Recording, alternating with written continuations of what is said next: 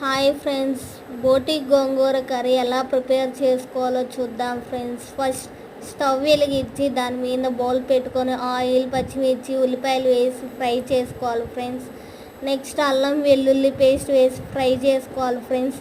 పచ్చివాసన పోయేటట్టు చూసుకోవాలి friends. Next శుభ్రంగా కడుక్కున్న బోటి ముక్కలు వేసి ఫ్రై చేసుకోవాలి ఫ్రెండ్స్. ఒక 15 మినిట్స్ దాకా ఫ్రై చేసుకుంటూ ఉండాలి ఫ్రెండ్స్, తిప్పుకుంటా.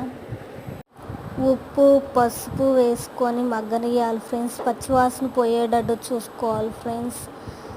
నెక్స్ట్ టమాటో అండ్ కొత్తిమీర కూడా వేసుకొని మగ్గనియాలి ఫ్రెండ్స్ బాగా. నెక్స్ట్ కారం వేసుకోవాలి ఫ్రెండ్స్. నెక్స్ట్ వాటర్ పోసి బాగా మగ్గనియాలి ఫ్రెండ్స్. నెక్స్ట్ గోంగూర వేసుకొని ఉడకనియాలి ఫ్రెండ్స్. రెడీ అయిపోతుంది బోటి గోంగూర.